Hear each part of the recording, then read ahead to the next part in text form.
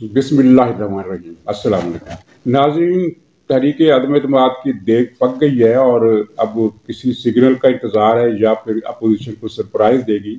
बहरहाल आज से फरीकी इजलास है। मौलाना फजलुर रहमान, आसिफ अली जरदारी और शहबाज शरीफ तीनों इकट्ठे बैठेंगे और ख्याल किया जा रहा है कि इसमें आखिरी टच दिया जाएगा मामलात को और उसके बाद किसी भी वक्त ऐलान कर दिया जाएगा। दूसरी तरफ पीटीआई के जो अरकान झड़ रहे हैं, यानी उनकी बोरी से जो दाने गिर रहे हैं, उनकी तादाद बढ़ती जा रही है और सिर्फ वफाक में 25 अरकान ऐसे हैं जो मुकम्मल तौर पर बागी हो चुके हैं और उनकी तरफ से कोई भी ऐलान मुतवक्को है, जबकि ऐसे अरकान जो तैयार बैठे हैं जिन पर थोड़ा सा वर्क किया जाए और जो अपनी आमादगी ज़ाहिर कर चुके हैं, सिवाय इसके कि उन पर कहीं से कुछ दबाव आ जाए, उनकी तादाद इन 25 को मिलाकर 90 के करीब बनती है। यानी तकरीबन पूरी पीटीआई की जो पार्लिमानी कुव्वत है कौमी असम्बली में, वो इमरान खान के नाला है और इस हद तक नाला है कि वो एलानिया बगावत करने के लिए भी तैयार है। 25 तो वो हैं जिनको आप यानी मोहर लगा सकते हैं कि भाई ये पक्के पक्के हैं। इसी तरह पंजाब असेंबली में भी सूरत हाल है और यहाँ भी जो दाने गिर रहे हैं उनकी तादाद 25 से ज़्यादा हो गई है और इसकी वजह से अब उस्मान बुज़दार को भी अफरा तफरी ने आ ली है और वो हंगामी बुनियादों पर उसने ऐलान किया है कि वो मुलाकातें करेगा, तयीन ग्रुप के अरकान से भी मिलेगा और जो जिनके बारे में शुबा है कि बागी हैं वो उनसे भी मिलेगा। और एक हम ख्याल ग्रुप है जो है तो पीटीआई का हामी, लेकिन उस्मान बुज़दार पर दबाव डालना चाहता है। सुना यह है कि उसके अरकान भी बगावत के लिए पर तोड़ रहे हैं। उस्मान बुज़दार उनसे भी मिलेगा और फिर चौधरियों से भी मिलेगा। ये सारी मुलाकातें अब बेकार हैं क्योंकि जो कुछ फैसले होने थे, जो कुछ होना है वो लिखा जा चुका है और उसमें अब तरमीम की गुंजाइश नहीं। जैसा कि इमरान खान को वफाकी काबीना के वज़ीरों ने मशवरा दिया और इमरान खान राज़ी भी हो गया, राज़ी क्या हो गया बल्कि उसी ने सुना यह है कि उसी ने अरकान से कहा कि तुम इजलास में ये मशवरा दो और फिर मैं ये ज़ाहिर करूँगा कि मैं तो जहांगीर तरीन से मिलना नहीं चाहता था, लेकिन मेरे अरकान ने मशवरा दिया तो मिल रहा हूँ। असल में तो ये तरले और मिन्नतें करने वाली नौबत थी और उस पर लोगों ने मशवरा दिया कि हाँ आप जहांगीर तरीन से मिल लें। उसमें फवाद चौधरी भी था, उसमें शेख रशीद भी था, लेकिन जहांगीर तरीन की तरफ से अपने जो पैगाम मिला है बिलवास्ता वो ये है कि मैं मुलाकात करने के लिए तैयार नहीं हूँ। इसलिए फिर आज ये तजवीज़ दबा दी गई है। हो सकता है कल को ये फिर राब्ता हो और सिलसिला जंबानी चले, लेकिन ये मैं बता दूं कि होना कुछ नहीं है। और इमरान खान की परेशानी की हालत ये है कि इसने आज इजलास तलब किया है मरकजी कमेटी का और एजेंडा किया है कि मंडी बहाउद्दीन का जलसा जो नाकाम हुआ है उसकी वजूहात क्या है और आइंदा जलसे करने चाहिए कि नहीं करना चाहिए। इससे पहले ये ऐलान आया था कि मंडी बहाउद्दीन के फौरन बाद मजीद 3 शहरों के में जलसे होंगे, लेकिन मंडी बहाउद्दीन में जो हशर हुआ इसका कि वहाँ 90% जो हाजिरी थी वो अगवा शुदगान की थी, यानी मगवी लोगों की थी जिनको अगवा करके ज़बरदस्ती करके लाया गया था।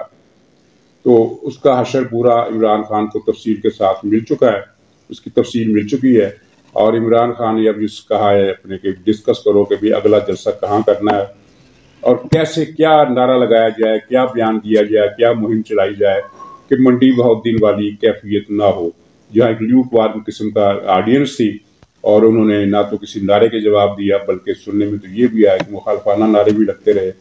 तो मंडी बहाउद्दीन के हशर के बाद इमरान खान की परेशानी और बढ़ गई है।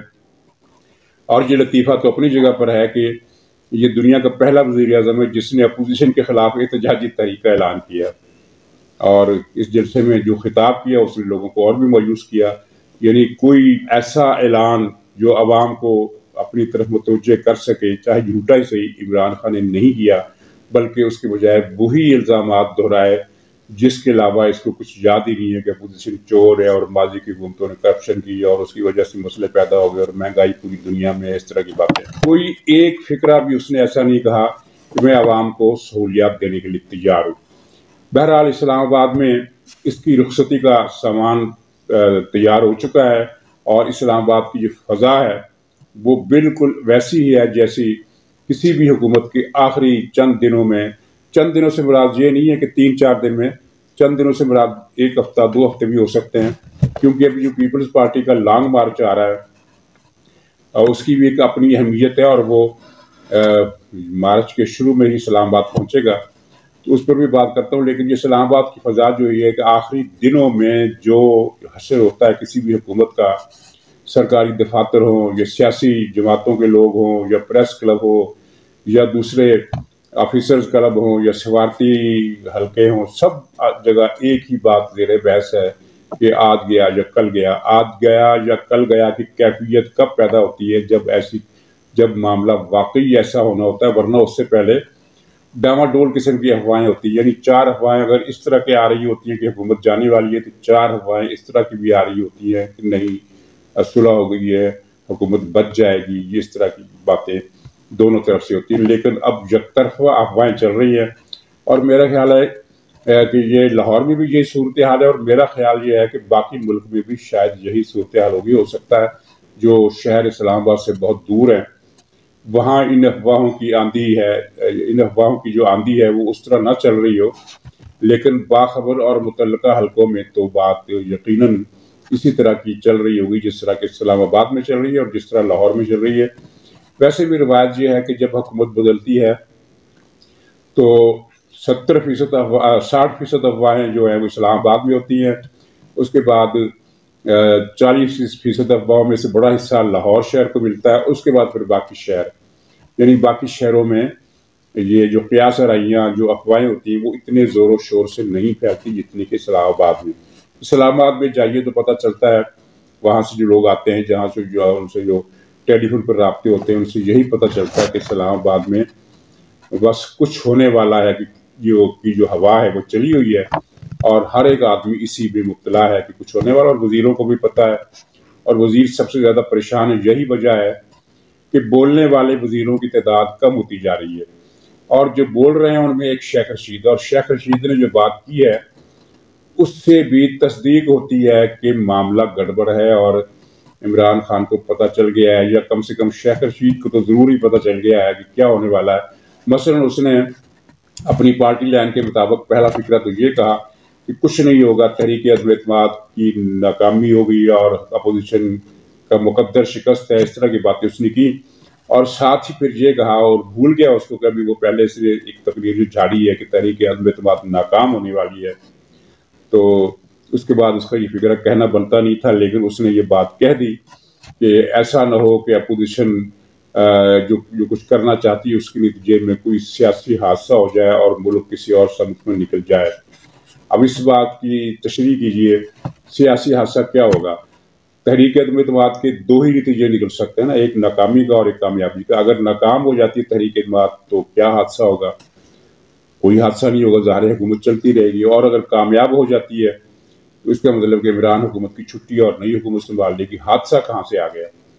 دراصل یہ ایک خوف ہے، اپوزیشن کو ڈراوا ہے، ایک دھمکی ہے کہ مارشل لا لگ سکتا ہے. اس کو پتہ نہیں ہے کہ مارشل لا نہیں لگے گا، اور اس کو کیوں پتہ نہیں ہے؟ اس لیے کہ گیٹ نمبر 4 والوں نے اس کو آگ کر دیا ہے، اس کو طلاق دے دی ہے، یوں کہنا چاہیے.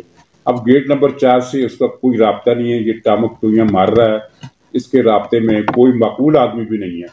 ایسا ہوتا ہے نا کہ اپوزیشن کا کوئی آدمی ہو یا دوسرا کوئی آدمی جس کا گیٹ نمبر 4 سے رابطہ نہ بھی ہو، تب بھی باخبر ذرائع سے اس کے رابطے ہوتے ہیں اور کچھ نہ کچھ اندازہ اس کو ہوتا ہے. یہ شیخ رشید وہ بدقسمت آدمی ہے کہ اب کوئی اس سے منہ لگانے کے لیے تیار نہیں ہے. یہاں تک کہ خود پی ٹی آئی کی کابینہ میں ایسے کوئی منہ نہیں لگا رہا.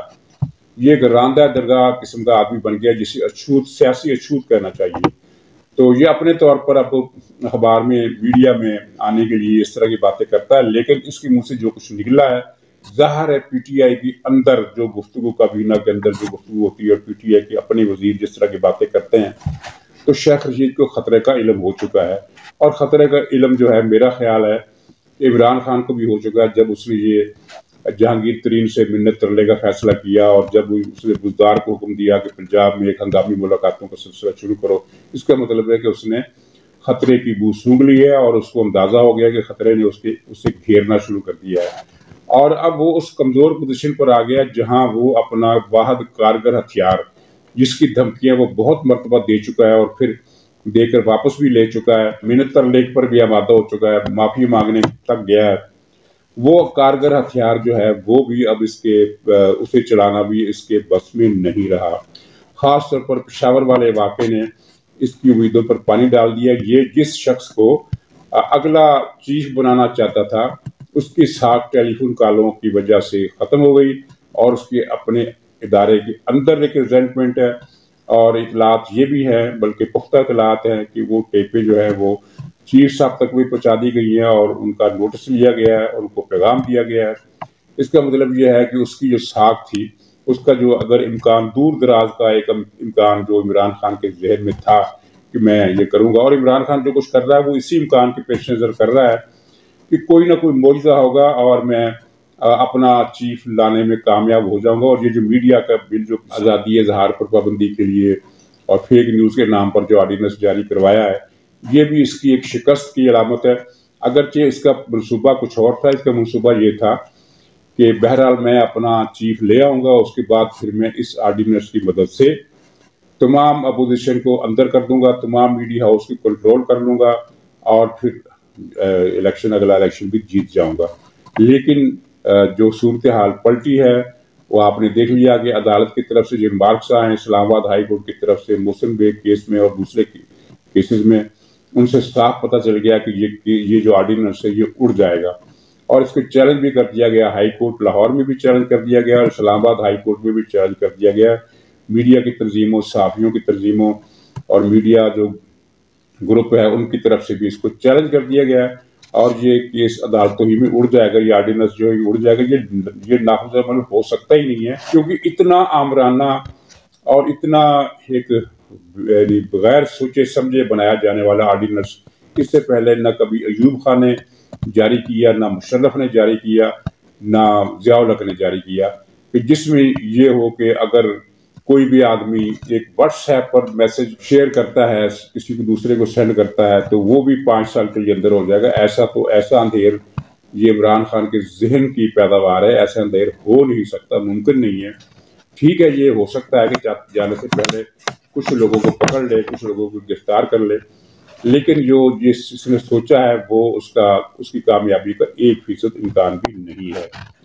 تو ناظرین، یہ مجموعی صورتحال چل رہی ہے۔ اب اس میں اگلا جو آئٹم ہے وہ ہے لانگ مارچ کا، جس کی اپنی ایک سگنیفیکینس ہے، اور میں نے کچھ ہفتے پہلے ایک بلاگ میں یہ کہا تھا کہ پیپلز پارٹی کی لانگ مارچ کو لوگوں نے نان سیریس لیا، اس کو سیریس نہیں سمجھا، اور کہا ہے کہ یہ کچھ بھی نہیں ہوگا۔ بلکہ کئی لوگوں نے تو لکھا کہ پنجاب میں تو بلاول کے لانگ مارچ 100 لوگ بھی نہیں آئیں گے، یہ کوئی چیز ہی نہیں ہے۔ لیکن پیپلز پارٹی نے جس طرح تیاری کی اور اس کے پیش نظر میں نے کہہ دیا تھا کہ یہ شو کامیاب ہوگا، اور میں نے یہ بھی کہا تھا کہ پی ڈی ایم نے غلطی کی ہے 23 مارچ کی لانگ مارچ کی تاریخ کا اعلان کر کے اس کو فروری میں ہی یہ اعلان کرنا چاہیے تھا۔ لیکن سنا یہ ہے کہ پی ڈی ایم فروری میں لانگ مارچ کرنا چاہتا تھا، لیکن شہباز شریف نے روک دیا۔ شہباز شریف کی اپنی مسلطیں، اپنی سوچ ہے، لیکن اگر وہ 23 مارچ کا لانگ مارچ نہ کرتی بلکہ فروری میں رکھتی، اس کا فائدہ یہ ہوتا کہ پیپلز پارٹی اور پی ڈی ایم کا لانگ مارچ مرج ہو جاتا۔ اور اب دیکھیے ایک اچھی بات یہ ہوئی ہے کہ یہ لانگ مارچ جو ہے تقریباً مرج ہونے کی کیفیت میں آ گیا ہے۔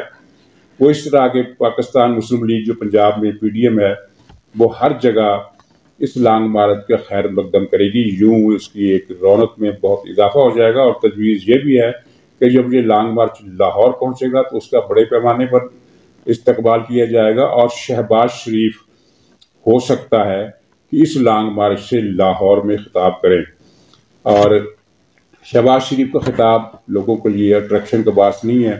وہ اتنی ٹھنڈی اور الجبرا جیومیٹری والی تقریر کرتے ہیں کہ عوام سوچتے ہی رہ جاتے ہیں کہ اصل تقریر اب شروع ہوگی، اور ان کی تقریر 2-3 گھنٹے کے بعد ختم بھی ہو جاتی ہے۔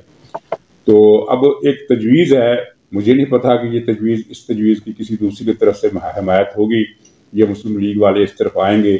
تجویز یہ ہے کہ لاہور میں اگر خطاب کرنا ہی ہے تو مریم نواز کا خطاب ہونا چاہیے، جو کراؤڈ پلر رہے اور جن کی تقریر لوگ سمجھتے ہیں، جن کے فکرے لوگوں کے دلوں میں اترتے ہیں، اور وہ لوگوں کو ساتھ لے کر چلتی ہیں اپنی تقریر کے دوران، اور لوگ بھی یہی سمجھتے ہیں کہ یہ ہمارے لیڈر ہے اور جو ہم سے خطاب کر رہی ہے اور ہم اس کے ساتھ ہیں۔ تو یہ مریم کے خطاب کی تجویز اگر کوئی ذمہ دار صاحبان میرا یہ بلاگ سن رہے ہوں تو مسلم لیگ نون کی قیادت کو پہنچا دیں، کیونکہ یہ لانگ مارچ میں پھر یہ شو جو ہے یہ اجتماعی شو بن جائے گا مریم کی تقریر کی وجہ سے. شہباز شریف کی تقریر جو ہے وہ اکیڈمک قسم کی تقریر ہوتی ہے، اور نصرت جاوید جیسا یعنی سینئر اور سنجیدہ جرنلسٹ جو ہے وہ بھی اس طرح کے خیالات ظاہر کرتا ہے کہ شہباز شریف کی تقریر سے لوگ بور ہو جاتے ہیں. یہ ان کے الفاظ نہیں ہیں نصرت جاوید صاحب کے، لیکن انہوں نے ایک دو کالموں میں جس طرح لکھا ہے اس کا خلاصہ یہی بنتا ہے کہ یہ تقریر اتنی بور ہوتی ہے اور کسی کے سمجھ میں نہیں آتی کہ وہ کیا کہنا چاہتے ہیں، ان کا مدعا کیا ہے. تو اس کے بجائے اگر مریم نواز خطاب کریں تو یہ اس لانگ مارچ کی حیت ہی بدل جائے گی. اور ناظرین، یہ جو فروری کے آخری چند دن ہیں اور مارچ کے پہلے چند دن ہیں، یہ وہ ہنگامہ خیز دن ہوں گے کہ جن کے بطن سے وہ چیز پھوٹے گی جس کا عوام انتظار کر رہے ہیں. تو ناظرین، چلتے چلتے آج ایک میں نے ویڈیو دیکھی جو سوشل میڈیا پر کسی نے شیئر کی ہے. افتخار حسین جو ANP کے رہنما ہیں پختونخوا میں، وہ عمران خان کے مشرف کے دور میں جب عمران خان نے ایک ڈرامہ کیا تھا امریکی ڈرون طیاروں کے حملوں کے خلاف، وہ سراسر ڈرامہ تھا، اس کی کوئی ہمدردی نہیں تھی عوام کے ساتھ. لیکن اس ڈرامے کی اصلیت انہوں نے بیان کی ہے کہ یہ وزیرستان جانے کے لیے جلوس لے کر پہنچا اور پھر ڈیرہ اسماعیل خان میں رک گیا کہ آگے تو خطرہ ہے، میں نہیں جاؤں گا. تو ڈرامہ یہ تھا کہ اس نے ڈپٹی کمشنر سے کہا کہ مجھے گرفتار کر لو. اس طرح کی گرفتاری جو ہوتی ہے وہ چند گھنٹے کی بھی نہیں ہوتی بلکہ آدھے گھنٹے کی ہوتی ہے. اس میں حراست میں لے کر لیڈر کو ضلع کی حدود سے باہر چھوڑ دیا جاتا ہے. تو ڈپٹی کمشنر نے اجازت لینے کے لیے افتخار صاحب سے بات کی تو انہوں نے کہا کہ گرفتار مت کرو بلکہ اس کو وزیرستان پہنچا کر آؤ. یہ وزیرستان نہیں گیا اور ٹانک میں کھڑا ہو کر اس نے کہہ دیا کہ یہ وزیرستان ہے. تو یہ جو اس کا ڈرامہ تھا، اس کی داستان آپ خود افتخار صاحب کی زبانی سنیے اور مزہ لیجیے کہ یہ کس طرح کا آدمی ہے کہ کھلے عام ٹانک میں کھڑا ہے اور کہہ رہا ہے کہ میں وزیرستان میں ہوں. ایک واقعہ بیان کرتا ہوں کہ میں خود انفارمیشن منسٹر تھا خیبر پختونخوا کا. اس نے کہا میں وزیرستان جاؤں گا اور وہاں پہ یعنی احتجاج کروں گا. تو جب یہ پہنچا DI خان تو کمشنر نے مجھ سے رابطہ کیا کہ عمران خان کہہ رہا ہے، ریکارڈ پہ کہہ رہا ہوں، عمران خان کہہ رہے کہ مجھے گرفتار کرو، آگے جانا مشکل ہے. کمشنر نے کہا میں بالکل نیٹو سپلائی کی جو بات کی اور اس نے وہاں پہ کہا کہ میں احتجاج کروں گا اور اس کے خلاف ڈرون اٹیک کے خلاف. تو ہم نے کہا کہ بالکل ہماری حکومت ہے، ہم آپ کو سپورٹ کرتے. کمشنر نے کہا گرفتار کروں، میں نے کہا گرفتار نہیں کرنا، ان کو حفاظت سے وزیرستان تک پہنچانا کہ پتہ تو چلے. اس کو پتہ بھی نہیں تھا وزیرستان شکار کے لیے تو گیا ہے، احتجاج کے لیے کبھی نہیں گیا. یہ ٹانک میں تھا اور لوگوں سے کہہ رہا تھا میں وزیرستان میں ہوں. خدا کی قسم ٹانک میں کھڑے ہو کہ اس نے کہا وزیرستان میں ہوں. ابتدا سے جھوٹ بولنا اس کا عادت ہے. تو ناظرین، اسی پر اجازت دیجیے، انشاءاللہ اگلے ولاگ میں پھر ملاقات ہوگی. تب تک کے لیے خدا حافظ.